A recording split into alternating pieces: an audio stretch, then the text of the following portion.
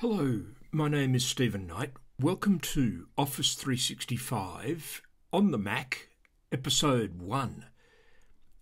Episode 1 is going to be the beginning of exploring file handling in Office 365 in the Mac environment.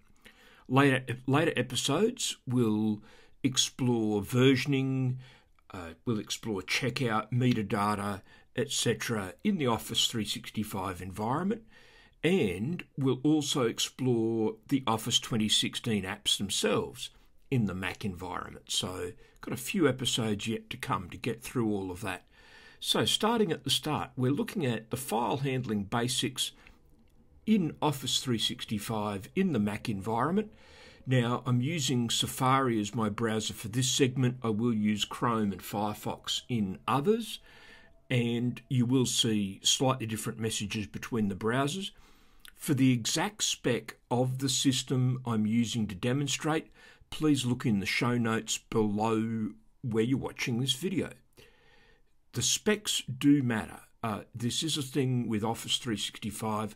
I think it's a good idea to keep your Office applications updated, so make sure you've run your updates and also check that you've got your browsers up to date as well. Now, let's get into the actual practical side of it. I'm logged into Office 365.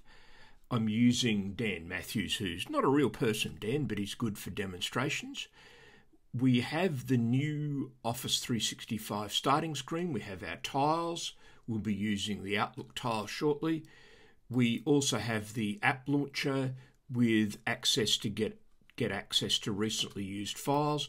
Also on this new screen, we do get the recently used documents and recently used libraries and files that have been pinned or shared with you by somebody else.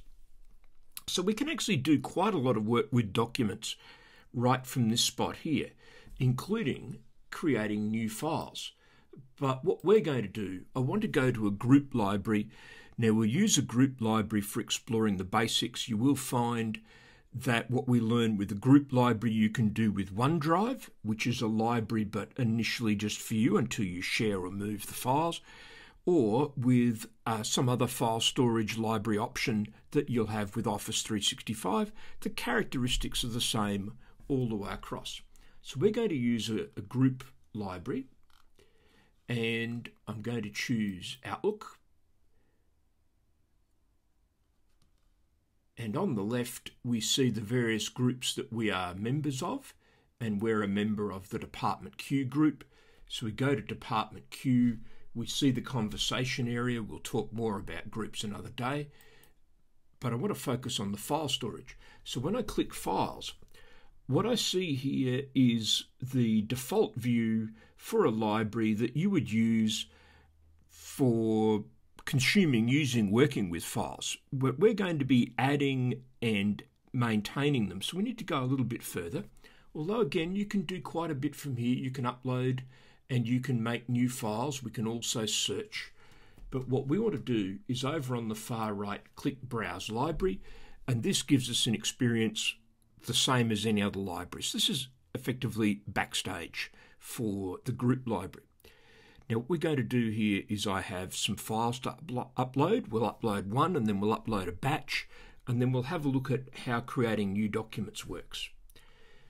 So I'm going to go to Finder, and I'm going to select just one file initially and just grab that file and drag it over. Now if you look at the top of the browser, it says drag the items to any location. I however deliberately didn't pick on top of a folder. If you drag onto a folder, of course, it will go into that folder. So I didn't want to use folders at this stage, but you could do that if you needed to. So that's one file. Let's do a few more. Now, when we do a batch, give yourself a moment or three for these to actually upload. So I've selected a batch of files. I'm now going to grab and move across. And again, we can see drag the items to any location. I'll let my finger up there. Now, patience is a reward here. We just need to give this a moment or two. They will upload and the browser will refresh, and then we will see all of our files have uploaded. Now this is also going to be affected by bandwidth and so on that will affect your response times. And I now have all my files safely uploaded. So that's a tip there, is just let it go through and upload them. If your bandwidth is not really brilliant, don't upload a huge number of files or very large files in a big batch. Just manageable chunks. You know your own work environment and what you can get away with there. So what we have here is new files uploaded. We have the new little sort of starburst, sunburst symbol to indicate they're shiny new. That's the light reflecting off these shiny new files. Well, that's the way I read it anyway. Now let's have a look at creating some new content. I'm heading up to new, where we have all of our new options. Now what I'll just mention is at the very bottom here we've got link. So the idea with this is if you want to avoid having two copies of the same file, if another group or a team site or some other resource has a good document that you need your people to have access to, then link to it rather than copying it. And the advantage of linking is, of course, that you've only got one source of truth.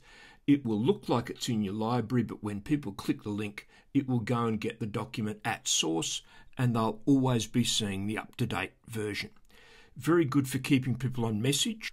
To give the right information to customers or colleagues is to make sure you're looking at the current version of somebody else's file. So link is good for that. We're going to make a Word document here though. And this takes me into Word Online. And this is going to be a report. Now, just putting in a very basic name here. The next thing I'm going to do is actually a little bit of a cheat, just to get some content into my report. This little formula will give me some random text.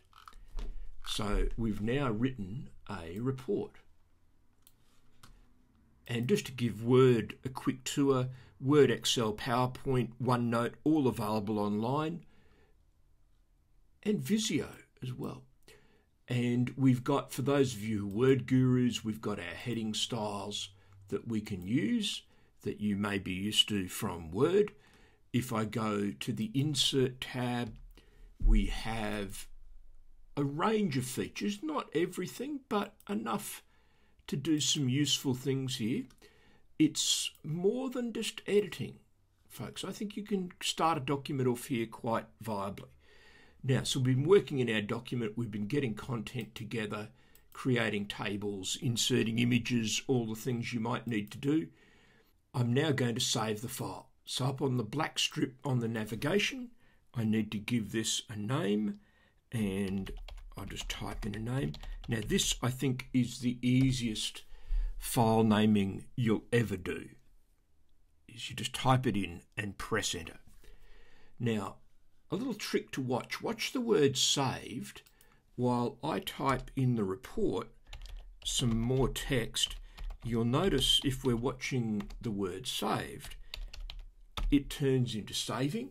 There is no save tool with the online applications. So in Word, in the browser, there is no save tool. If I go to the File tab, there is a Save As if I need to get a copy, but there is no save. Just does it automatically, same across Word, Excel and PowerPoint. Now to leave our document and return to the library, again on the black strip, we'll have some breadcrumbs here. And if I click the breadcrumb for shared documents, it takes me back into the shared documents library. And you'll notice down the bottom here, I have my Monday report. There it is there. Now in the following segment, episode 2, we're going to look at editing, and not just editing in Word Online, but how to jump across to the desktop product. So we'll edit in classic Word and see how all of that hangs together. We'll also move on then to talk about versioning, sharing, and some other good key document handling skills. Thank you for your time. Please put comments, questions, topics you'd like me to cover as part of this new series in the comments area below.